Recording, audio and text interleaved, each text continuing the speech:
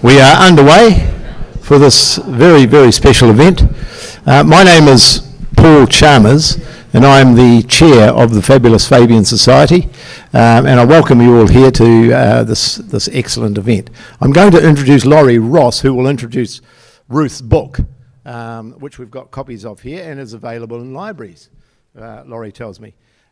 Laurie will also introduce a petition that we've got here regarding the Gene Technology Bill. I'll let Laurie speak about that, or somebody to speak about that. Next week I'd like to advertise, we have Rob Campbell, people all know Rob Campbell, on public-private partnerships, and the title is, What a Good Idea. I think you'll enjoy that. And then on June the 6th, a big event coming up, Craig Rennie from the CTU will be speaking on the budget and giving him his analysis of the budget. So I'd like to pass it over to Laurie. Now mai, hare mai, e hoa ma. Thank you, ladies and gentlemen, for coming today, and especially Tanakwe, to Paul, and to Tēnā koutou, to the Fabian Society, and most of all, Tēnā koutou katoa, to you, Tane and Wahine, ladies and gentlemen. And I'm so grateful that today I have the honor of introducing Professor Ruth Irwin. But before I do that, I would like to offer you a little karakia, if I may. You can tell I am learning my Māori tanga, my te reo. Tuia I runga, tuia I reiro, tuia I waho, tuia I roto, tuia e te here tangata. Let it be woven above as it is below, woven without as it is within, interwoven within the threads of humanity. And I would like to honor the ancestors, both of the Fabian Society. I'm so impressed with the lineup of the photographs of all the previous people of this organization. And to me, it's like a platform for free thinkers or thought leaders. So even if we don't attend the meetings in person, we know that people throughout the country are able to attune themselves to the intellectual thinkers of our land, and others like Vijay Prasad, who came here last year, and many others. But I also want to honor my ancestor, my father, Larry Ross, who established the New Zealand Nuclear Free Zone Committee in 1981, and the campaign. And I think it's very valuable at this time to remember that we are still, you could say by the grace of God and our hard work, we are still nuclear-free peacemakers. On another occasion, I would like to talk more or have another speaker on that subject, because we're up against the military-industrial complex, and many of you will be aware that out of all the climate polluters, the military is one of the greatest and the worst. So we do need to see that in context with our talk tonight. But also, when we talk about the military-industrial complex, which is the term used by Eisenhower, the President of the United States in the 1950s, we can see how it's just growing exponentially, this military-industrial complex, but it's fossil-fueled. So again, we just remember that, and that it's polluting for profit. So on the other two platforms that I stand on are World Beyond War, because we do need to be interlinked with international organizations concerned both with climate and ending militarization. They are interlinked. And also it's important to know that if we want to change the warfare and the climate crisis, if we want to reduce it or eliminate it, then we will have to transform our economic system. And that's why in the last few years I've been focusing on studying many economists who are providing new models, that we're not stuck in neoliberalism forever, that we can actually change it, but not just tinkering around the edges. I think many of us have been focusing on one issue or another, hoping that we can just push it back a little bit.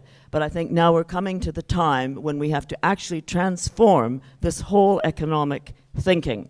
So I'm going to tell you just a tiny bit about Ruth, because when I discovered Ruth, I was doing Wellbeing Economics Alliance Aotearoa with Gareth Hughes. This is last year. And then I discovered that Ruth just published her new book called Economic Futures, Climate Change and Modernity. So I've read the book and I'm so impressed that I thought I just want to do whatever I can to help Ruth get her knowledge, her message out into the public domain. But Ruth is a qualified philosopher and done the research on climate change and economics. She was Dean of the Faculty of Education at the University of Aberdeen, Head of Department of Education at the University of Fiji. She's also worked in teaching business ethics at AUT and in the Philosophy and Politics Department at Auckland University. In 2010, she was an expert speaker at UNESCO meeting on climate change and biodiversity in Monaco. And then she's written many books or publications she's contributed to, but a couple of them I'll name. Heidegger, Politics and Climate Change, 2008. Climate Change and Philosophy, Transformational Possibilities, 2011. Beyond the Free Market, 2014. And now working on Beyond the Meta Crisis. So, I think we're very honored to have Ruth Irwin here not only in Auckland, but for all of Aotearoa. Please welcome Ruth Irwin. Thank you, Laurie. Tēnā koutou, tēnā koutou, tēnā koutou katoa. As Laurie said, I'm Ruth, so I'm not going to go into that in any great detail. This is the book that I'm hoping to promote tonight. It's quite a long transdisciplinary book, but it's accessible and reasonably, it doesn't make any assumptions that anyone has any of the background knowledge. So all of you can read it. It is horrendously expensive at the moment because they come out in hardback and nobody wants to pay $200 for a book. So I'd recommend going through the library. But if you do want to buy a book, I've got a 30% discount thingamy. Before I really get cracking on what I wanted to talk about tonight, I will just talk a little bit about the scope of this book. So it's got 3 sections. The first section is basically looking at the relationship between economic growth and climate change, which is very closely correlated. The second, and sort of looking at why, where's economic growth coming from? Because nobody's really gotten to the bottom of that. In fact, it's taken me decades to try and figure out what the stimulus is really for economic growth. So the talk today will mostly be about that, this first section of this book. The second section is what can we do instead? What are the alternatives? So it's looking at thermodynamic or entropy economics. I'm not going to talk about that tonight because it'll just be too many things for one lecture. And then the final section of the book is about how interconnected we all are. So it uses concepts that are very familiar to us here in Aotearoa, like whakapapa. It also looks at various different scientific understandings of how interconnected we are, using thermodynamics, quantum physics, and some other ideas coming out of feminism and so on. So that's the book. So I wanted to start off thinking about this concept of economic growth. We all grew up with this notion that economic growth is all about progress. It's really fantastic. We should all, governments are always promoting economic growth. They try and stay within a bandwidth of about 2 to 3%.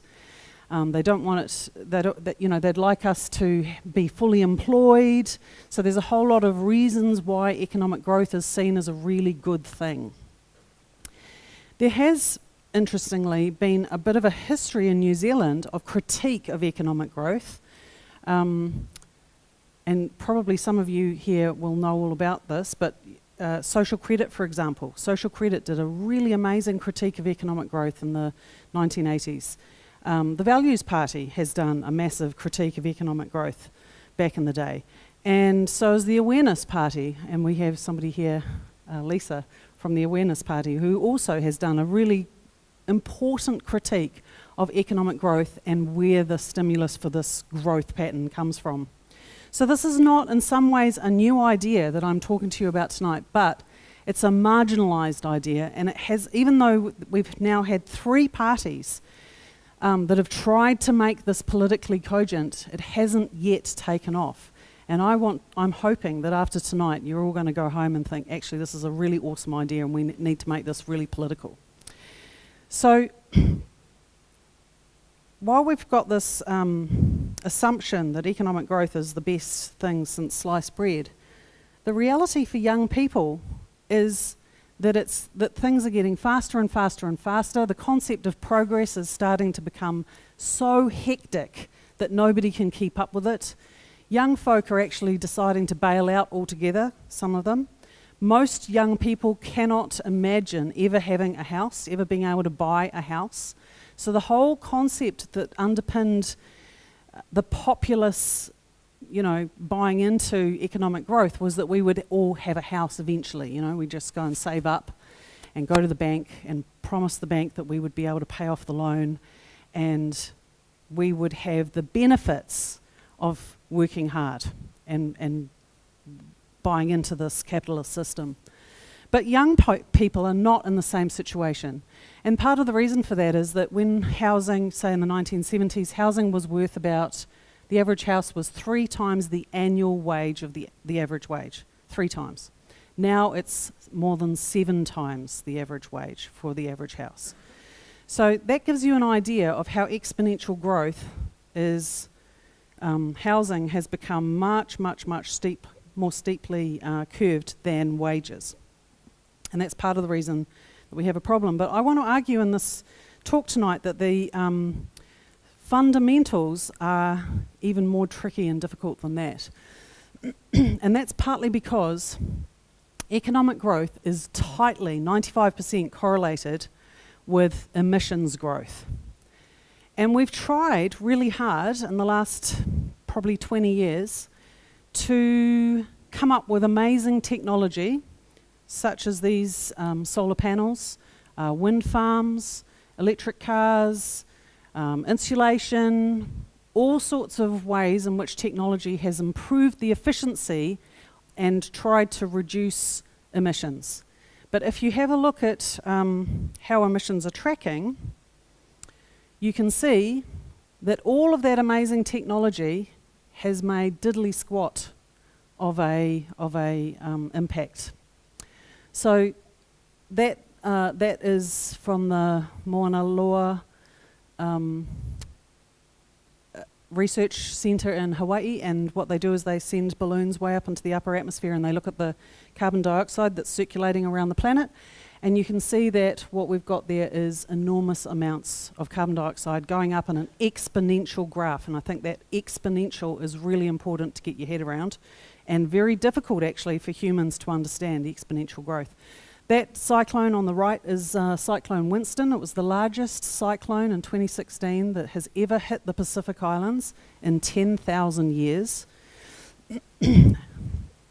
I was living in Fiji at the time. It was very frightening.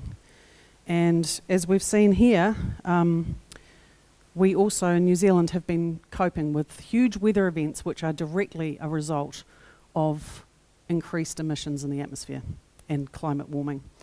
And here what you can see, this graph is all about per capita economic growth.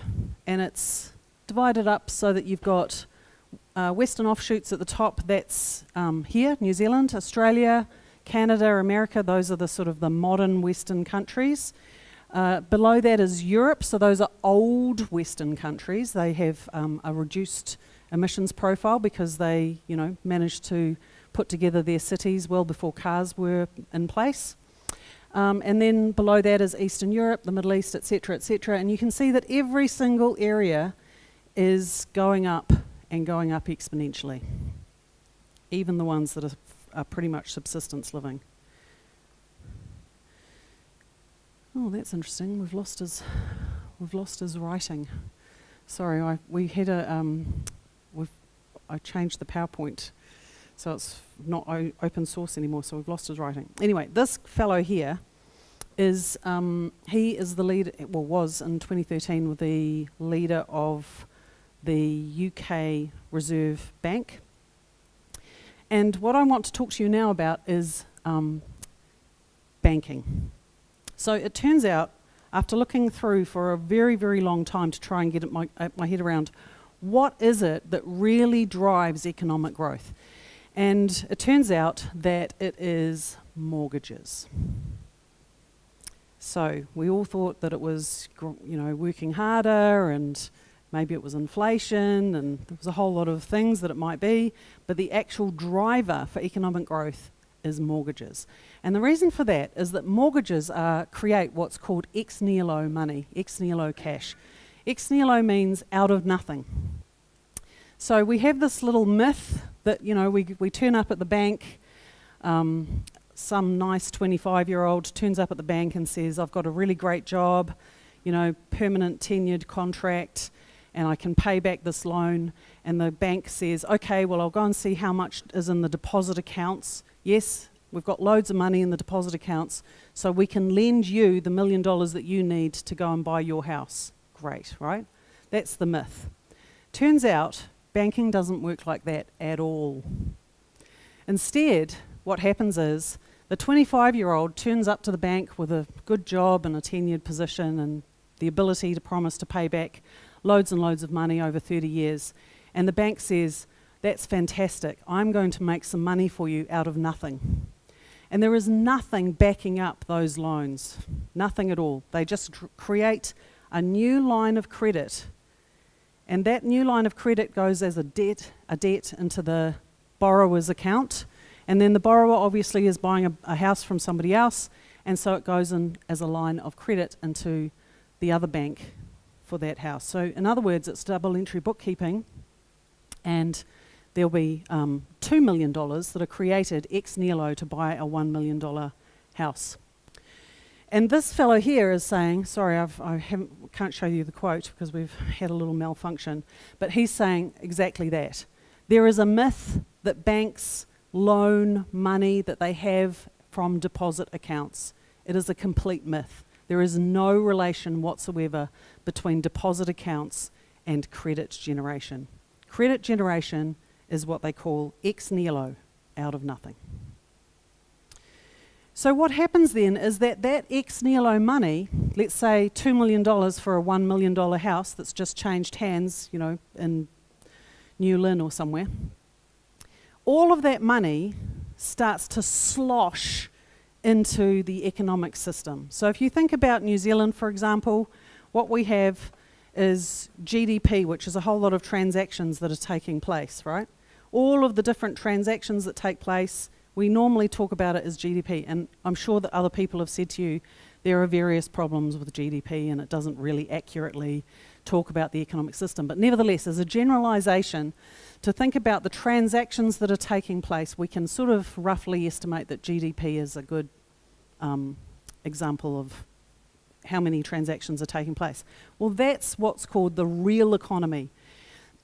And what happens is all this ex nihilo or nominal money, nominal meaning imaginary money, pours into this real economy, and what needs to happen is that prices go up to absorb this extra slosh. So that causes inflation. So basically we could see this over COVID. During COVID, we had an enormous turnover of housing. And that's partly because everyone was at home, they didn't have much to do, they could have a look on Trade Me, and they'd been kind of meaning to change their house for ages, so okay, they're going to sell this one and buy that one. There was a massive turnover in housing, not just in New Zealand, but globally. And what that did was every time you have a new mortgage, you create brand new money, huge amounts of new money, with associated interest rates. So it creates a huge slosh of new money going into the economic system, and it creates inflation. When you have inflation, prices go up. That means that some people make more of a profit.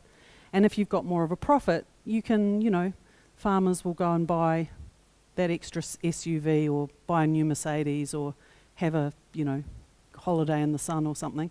And so consumerism starts to go up, and it's a feedback loop, like this, a feedback loop. So that's what generates economic growth.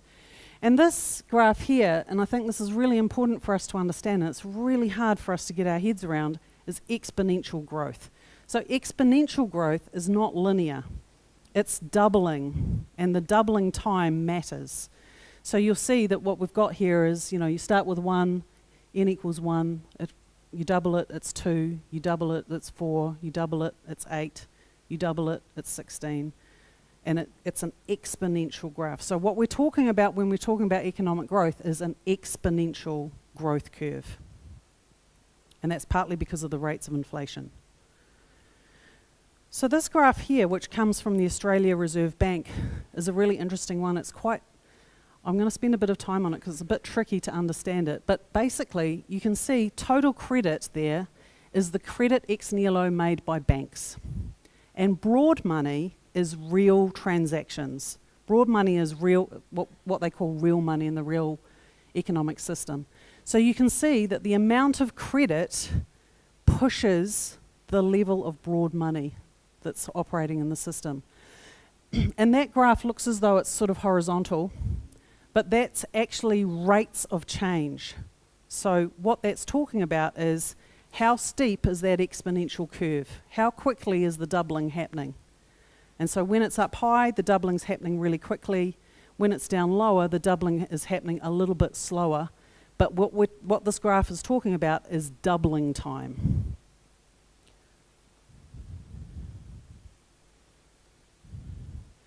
So here, this is a fairly common graph. You'll see this talking about the economic cycle, but then they never talk about what stimulates the economic cycle. But the economic cycle, at the moment we are in a recessionary trough. Everybody's, governments all over the world are, we're in a recessionary trough, this is a nightmare. And one of the problems that can happen with a recessionary trough is that you get a slowing down of pricing. And so then what people start to think is, oh well, I could go and buy a house this year, but if we're in a recessionary trough and prices are dropping, maybe I'll wait for a year because the house might be even cheaper in a year's time. So it starts to contract the entire system of moving parts, which we usually call GDP, right? The entire economic system starts to shrink. And that means, of course, that there's less work, because if there's less transactions, less consumerism, then there's less work. So we traditionally have been told that when economic growth contracts like that, it's a real problem, because young people particularly, women particularly, Māori Pacifica, marginalised people will have a lot less work. So this is one of the reasons why governments try to keep economic growth sitting at between 2 and 3%. You can ask questions about that at the question time if you want to. This is another graph here. It's probably a bit hard to see, but basically, it's terribly hard to see, sorry about that.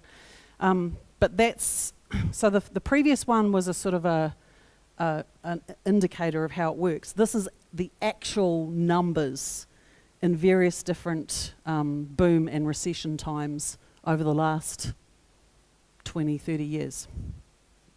And that's I love that photo. That's a ship with the shipping containers on it in Copenhagen. So here we've got a couple of more bankers. So mostly banks do this really interesting thing. When somebody like me starts to make a bit of a noise about the way that ex nihilo credit is being generated by these private banks and how problematic it is, mostly what banks do is they do this.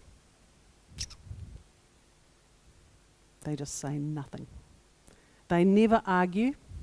They don't critique it. They don't contradict it. They just silence. And it's a very effective strategy because it's worked for the last, quite a few hundred years. But occasionally you will get these central bankers who start to talk about ex nihilo credit. So here's a couple, Mervyn King, Governor of the Bank of England, slightly before the previous guy, and he says when banks extend loans to their customers, they create money by crediting their customer's account. And it's these little snippets that are the proof that we have that this is actually the way that banking works. Each and every time, Graham Towers says, Bank of Canada, each and every time a bank makes a loan, new bank credit is created. New deposits, brand new money. Now, why banks, private banks, have been allowed to create money is usually regarded as sovereign. You know, we talk about the king's, you know, you'll see coins usually have the king or queen's head on them, right? Because it's sovereign money. But somehow, at some point in time, these private banks have usurped the right to create sovereign money. And it started around about the 1460s in Florence. The Medicis got right into it. And then it's sort of percolated through from there.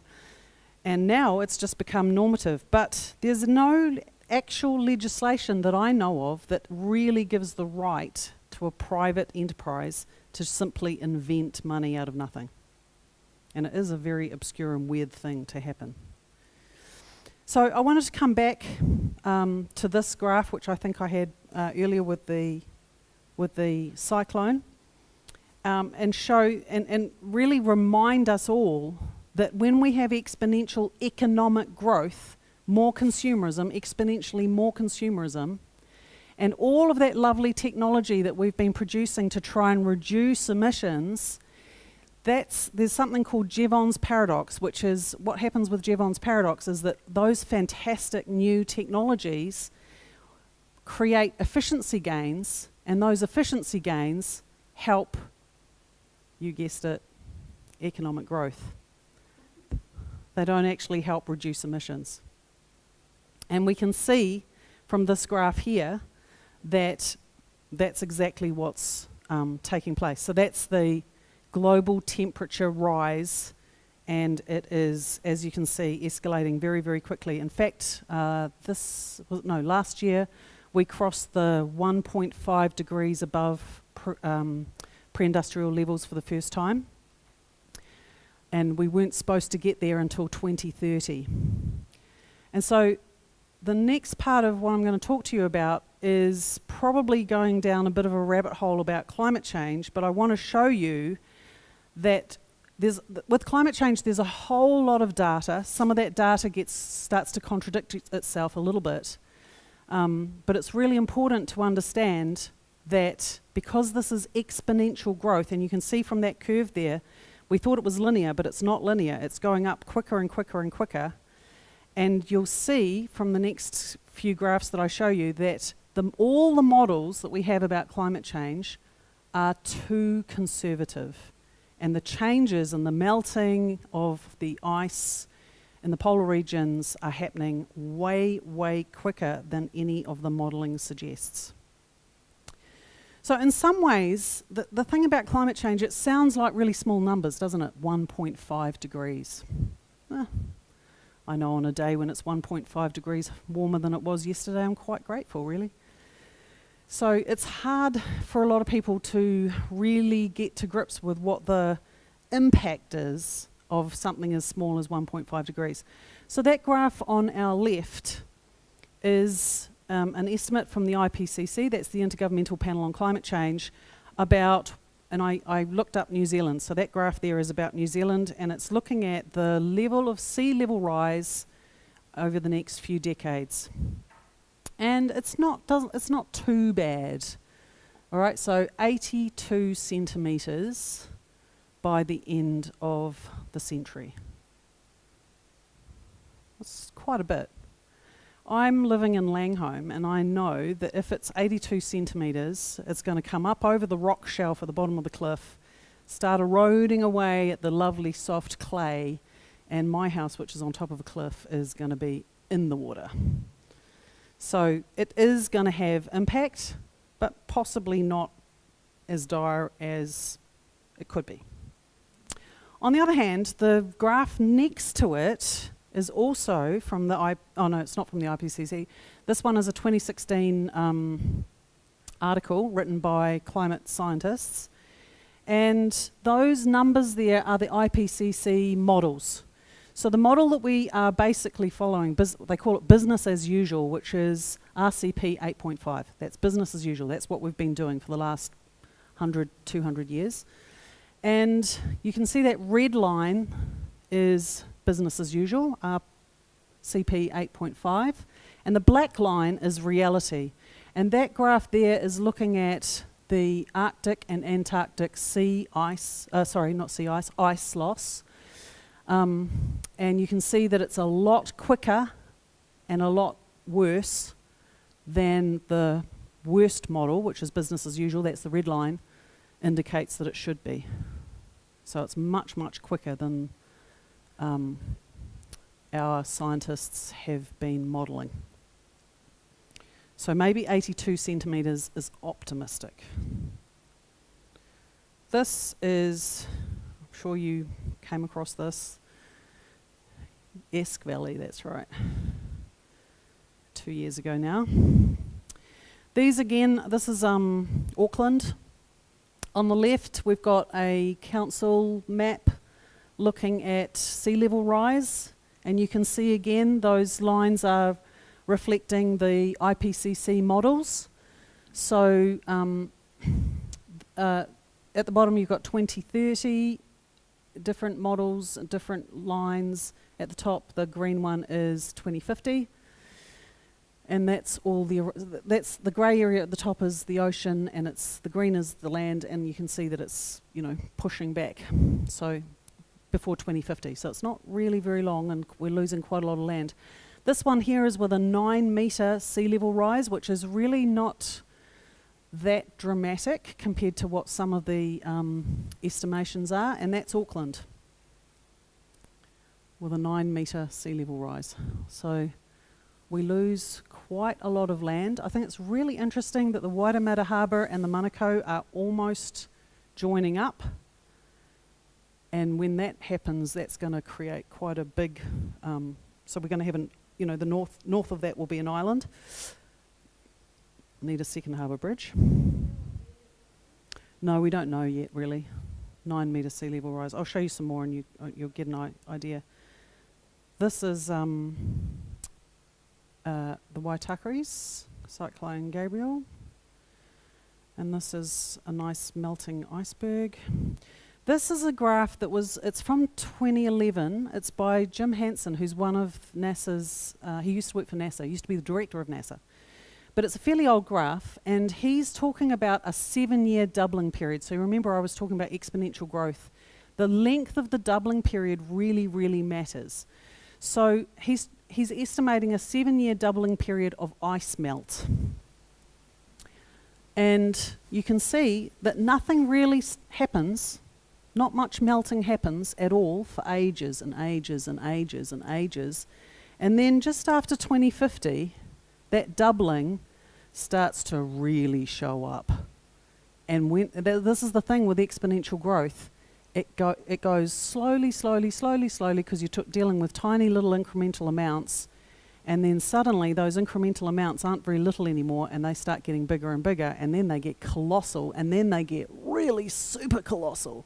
Because once it's colossal, the next time is super colossal, and the next one is twice that. So exponential growth is this very disturbing curve here, which basically he's looking at the entire melt of Antarctica and the Arctic. You can see it happens very quickly. He's making it before 2100, and that adds 80 metres to sea level. That's what Australia looks like with 80 metres of sea level rise. That's Auckland.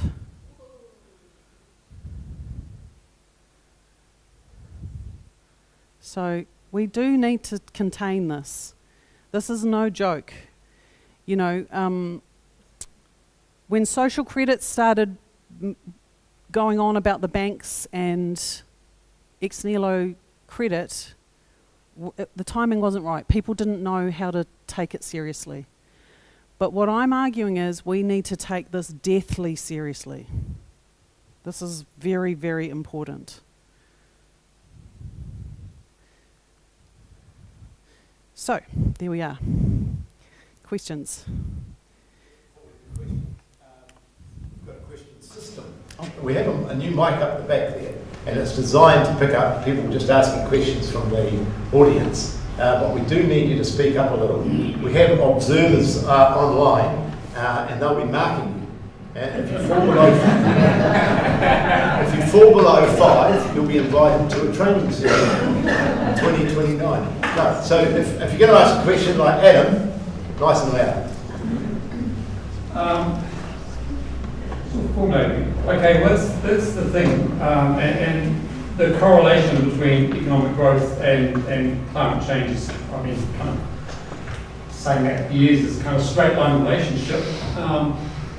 So therefore, to tackle economic growth, technological solutions just fitting it. So really, you're talking about lifestyle changes, you're talking about giving up stuff, what are we talking about? Well, I think we've tried a lot of those things. And, you know, there's been a whole lot of us in this room. I recognise people that have been trying to do lifestyle changes and create, amazing new technologies and things for a really long time. And unfortunately, because of Jevrons Paradox, it hasn't worked. So what happens when we individually, but even massive corporations, create technological innovations, those efficiency gains contribute to overall economic growth instead of overall emissions reduction. So while we still have a system that is committed to economic growth, none of those things that we do will make any difference really at all, because it'll all get absorbed into economic growth. So we have to stop, that's why I'm going on and on about the banking, we actually have to stop the lever that, because trade is really old. Trade is thousands and thousands and thousands of years old. And a whole lot of civilizations managed to have even things like credit without having economic growth. Mesopotamia came up with credit and debt, and that was about 5,000 years ago, and they actually had really sophisticated ways of making sure there was no economic growth. And we've lost those techniques over the years. So, yes. Regeneration. That's exactly right. Yeah. Yeah. Debt jubilees. Yeah. So debt jubilees are one of the ways that you can do it. And actually I have a chapter in the book about debt jubilees and Mesopotamia and all of that. But it's my belief that there are other ways of doing banking. And there are quite a number of examples of other ways of doing banking. So for example, there's the Grameen banks. I don't know if you've come across the Grameen banks. Sometimes it's called Muslim banking. And what that is that only money that you have in deposits can be lent out. You can't just make money up in ex nihilo. And if you were to do something like that, you can return sovereign money back to the state. So the state is the only outfit that gets to make money. And they do it because they want to build a new hospital, or they have something urgent that absolutely needs to happen. And then it's not nominal money, it's not empty money that goes into just a house which does nothing. Instead, it goes directly into a working economic set of transactions. So it works. So what happens there is it's functionally very different. So that there are some, actually some quite cool things that we could be doing differently. There are lots of options. Yeah. Should we go here and then? Yeah. You showed the very steep graph, and I don't want to spook people, but it actually gets worse, because in the early days of industrialisation, there were natural feedbacks, which worked against climate change. Now we've reached the stage where some people reckon there's a dozen or even 17 or 20 different feedbacks at work, and increasingly these are accelerating, because they are, instead of being negative feedbacks, they are positive feedbacks. And so there is a possibility that that very steep graph may actually literally go vertical, because we're moving to a new equilibrium where, rather than nature working to our advantage by working against climate change, it actually accelerates it. And yeah, so when people talk about tipping points, they do so, I mean, they just say tipping point. People say, yeah.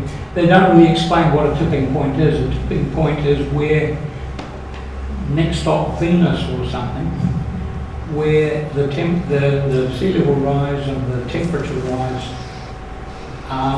just goes off the chart. So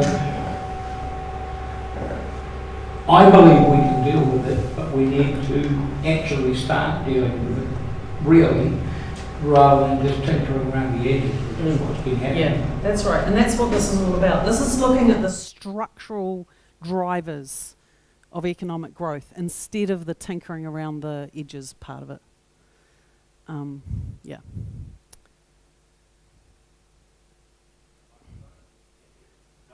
Sorry. Yeah. Did you look at the relationship between private property or property rights, loans, and economic growth?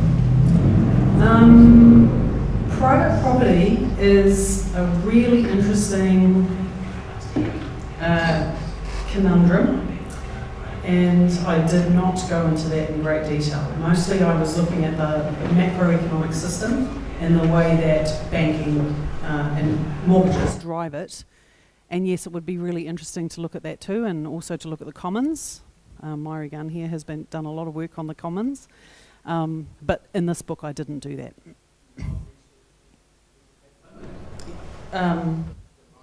Myri could probably answer that better than I can. Not. I look at the commons pretty much from a sort of social. The reason I ask is that historically there's a relationship between the shift towards private property, economic growth, loans, etc. And I'm just wondering what the relationship is. Yeah, you're absolutely spot on. I mean, I think the privatisation of property is what has enabled banks to do this kind of credit manufacturing. Yeah. Further to your point about private property and accelerating climate change, I think it's been said quite often that like the top 1% create something around 50% of the global emissions in climate change. So wealth inequality has got to play a big part in it as well. And yeah, I think one of the things that I'm continuing to research is the way in which this escalating process also escalates the rift between the poor and the rich.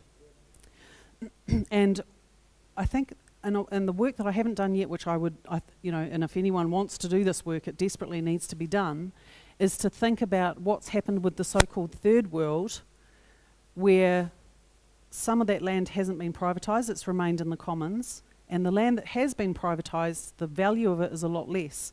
So you'll get a different, you're kind of in a different part of that exponential curve. You're sort of back here. And it then has quite a different set of ramifications for the community at large about how much money is available for that GDP interaction. So it's a very complex moving, there's lots and lots of complex moving parts, and people can get bogged down in a lot of those complex moving parts. I think what I'm trying to do here is show the sort of the broad macro relationships and the impact it has, the direct relationship that it has for climate change. And then once we've got our head around that, there's a whole lot of ways in which these complex things show up. And poverty and wealth is definitely one of them. There's no way that you would have Jeff Bezos, Elon Musk, Peter Thiel and people like that if you didn't have ex-nihilo banking. Absolutely no way. Yeah, that's right. Yeah. Yeah. If you were to try and do something about this, is it possible to do it at a national level in terms of reform of the banking system by legislation? Or is the banking system so much a single global one that it actually has to be a global change? I think it has to be global. And I also think it has to be grassroots. So what we see is that the heads of the United Nations understand that climate change is an absolute calamity, and they really, really want to do something about it, which is fantastic, because if we can start to actually tell them what it needs to happen, then I think that change could actually be quite rapid. But it has to be a grassroots movement to begin with, so that absolutely all of us understand that the banks are the problem. If all of us across the world, I mean, we all understand now that climate change is a problem. When I was young, Nigel and I, we found out about climate change when we were sort of in our late teens, early 20s, and had no idea what to do about it, and nobody else knew about it. You couldn't have a conversation with other people because they didn't know. Everybody knows about climate change now. So I sort of feel as though it sounds really hard, doesn't it? We need to roll the banks. It sounds really, really hard. And it is hard. It is going to be hard, but it absolutely has to be done. We have to come up with a new form of banking, because otherwise we're going to be 80 metres underwater. Oh, sorry.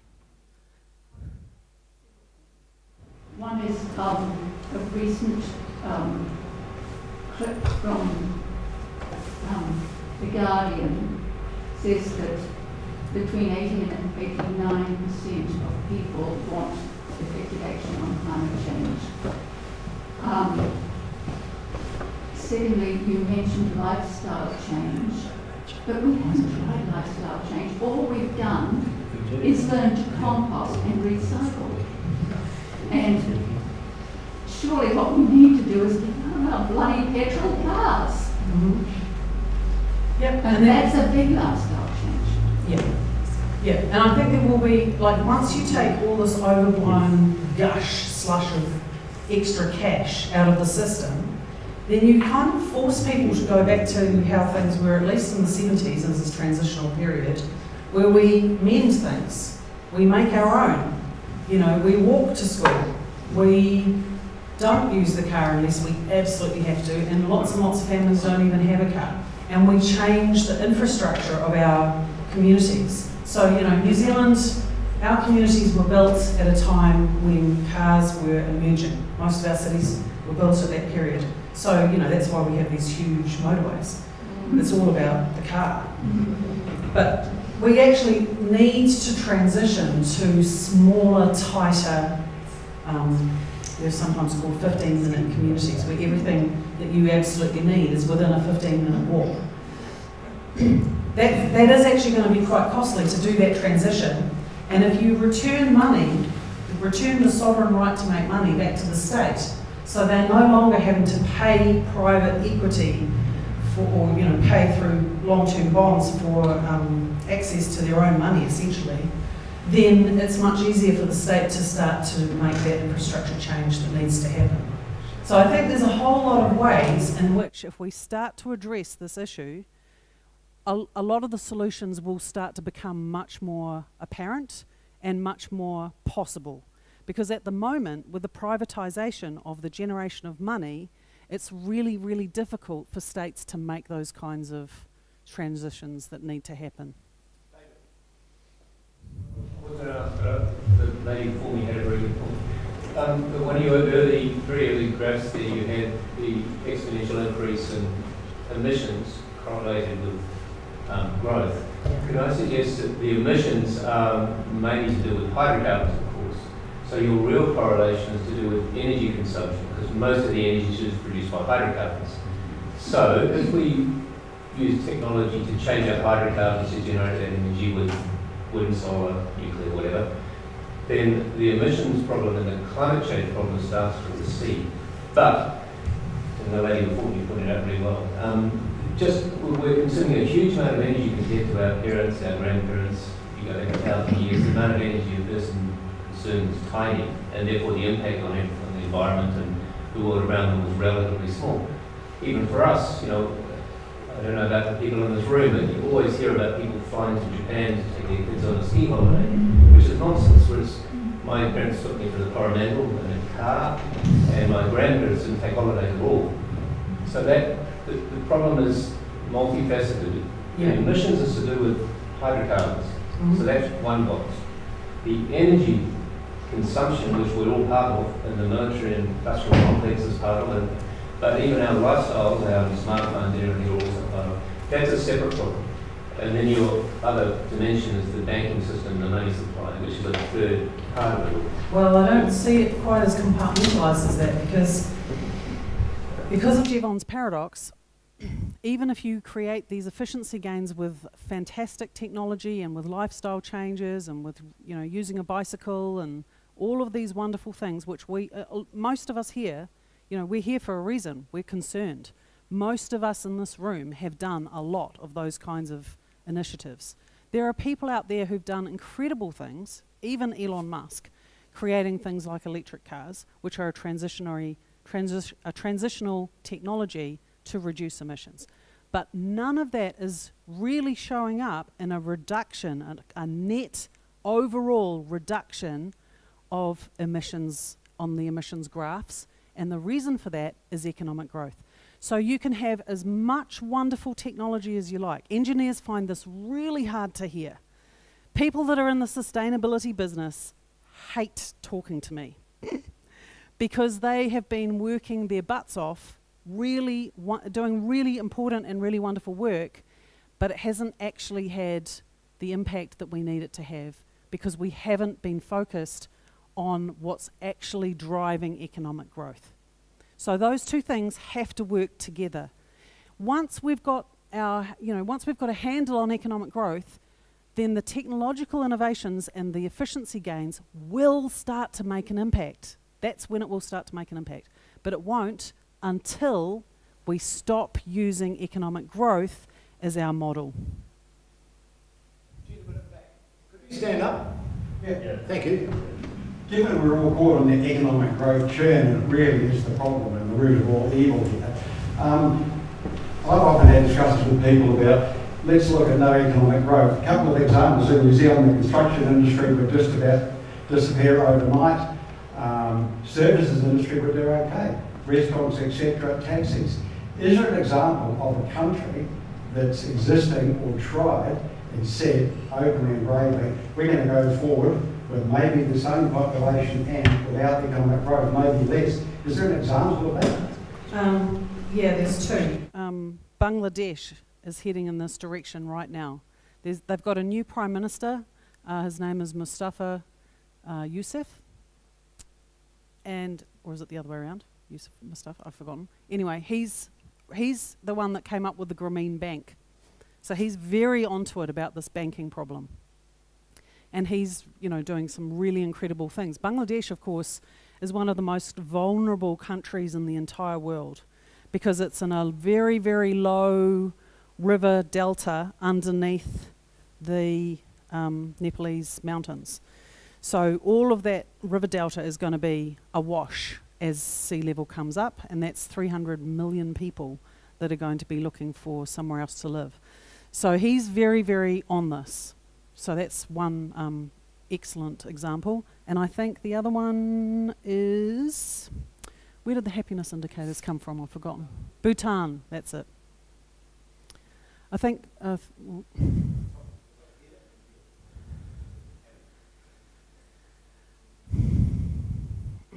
wondering how quickly, if people decide that this is a good thing to change our economic model, how quickly do you think this can happen without hurting people who are suffering already? I'm particularly thinking of young people and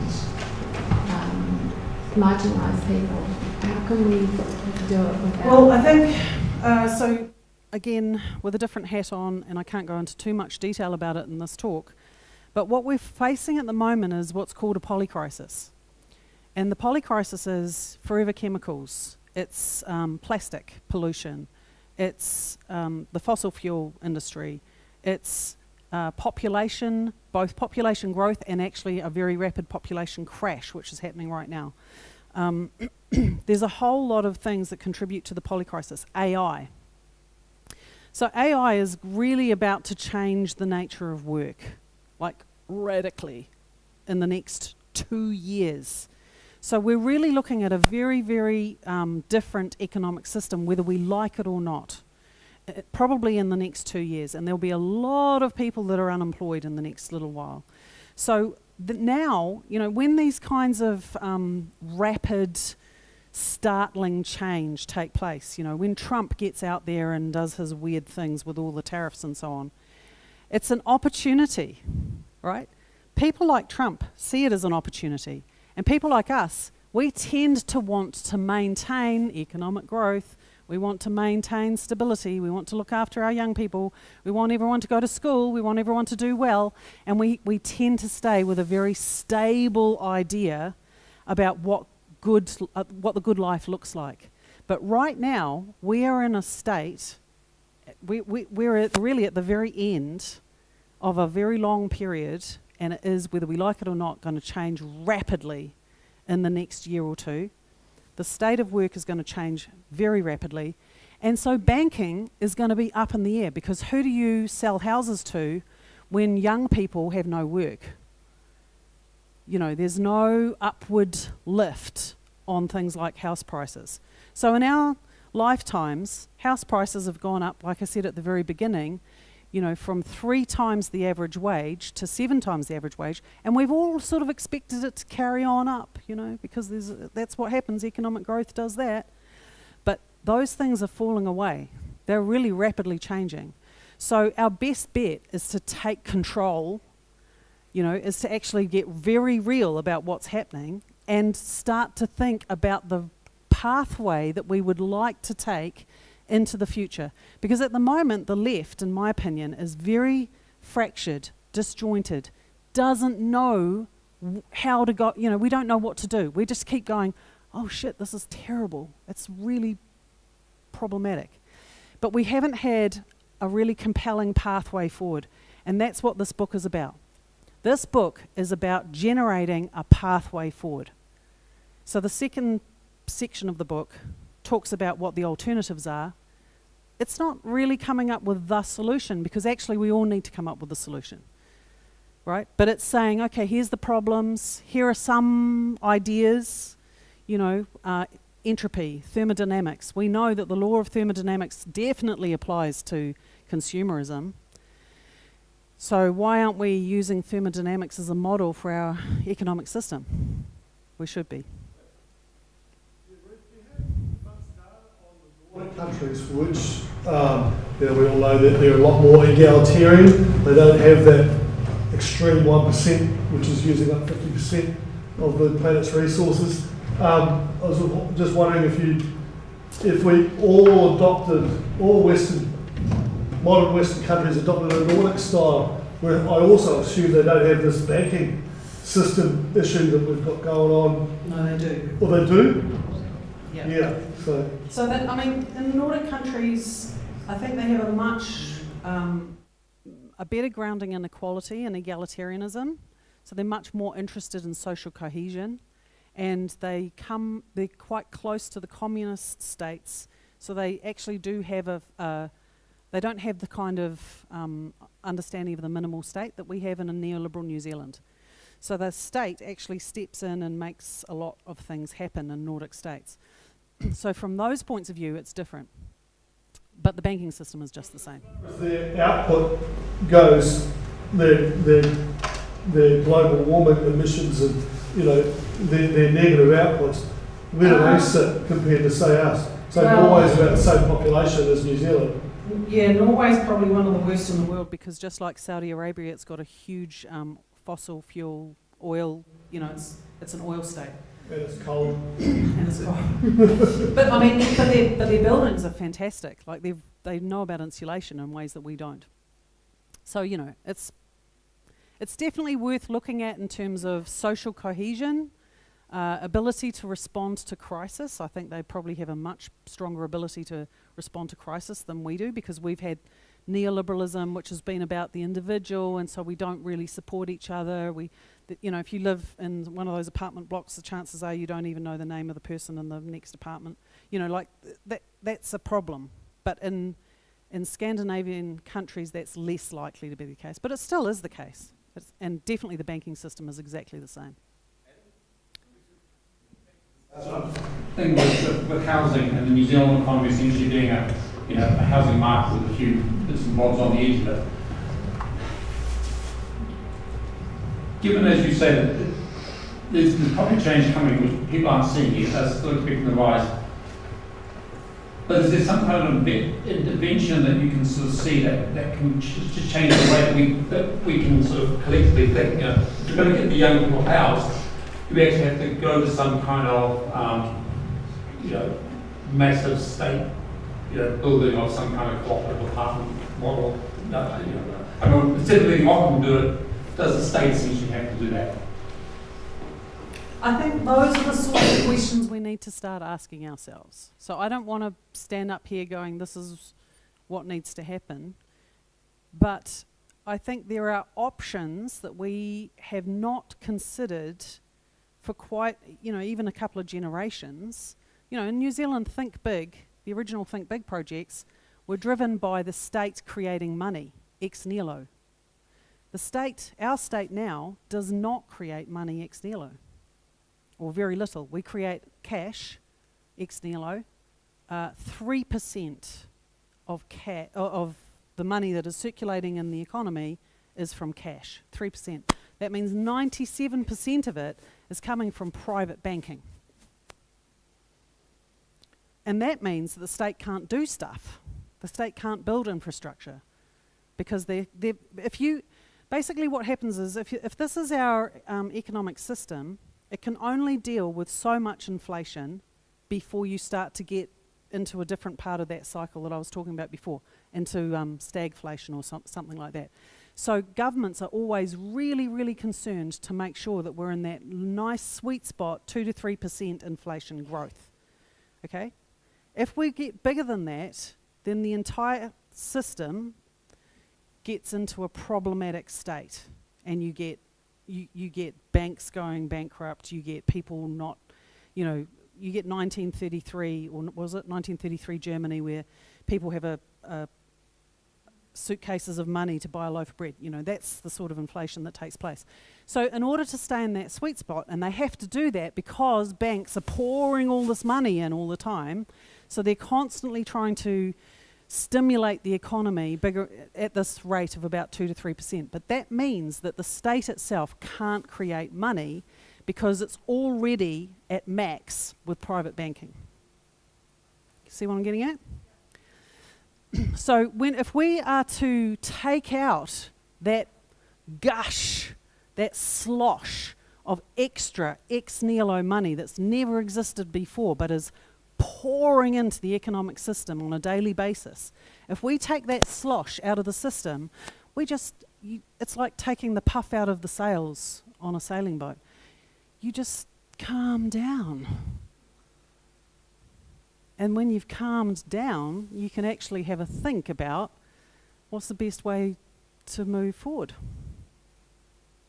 Okay, thank you very much for this evening, Ruth. We really appreciate it. It's been a very good experience. I'm buying a new set of togs. The future comes towards us.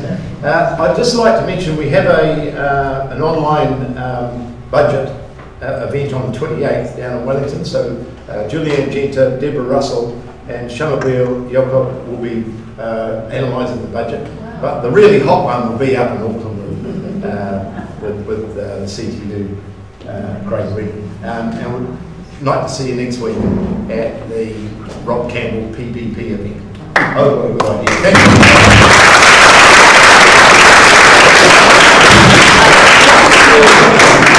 I want you to know that we prepared a beautiful supper upstairs in the supper room. And also, I would like to just give a moment to Lisa Eyre to tell you about our gene technology bill. Gene technology bill. I'll be really brief. Right. The government's pushing through the gene technology bill without proper consultation with the people, with the farmers, with business. It's really serious. And here, you can read a little bit about it. There's a, you can get straight to the petition if you use one of those things, which I never use, but younger people do. And upstairs in the supper room, I'll have a petition there that you can sign, again, saying halt the gene technology bill and set up as a commission of inquiry. So I will be busy in the supper room. So Mike over here in the light coloured jacket will be with the petition and the pens. So I do hope you feel like signing. Thank you.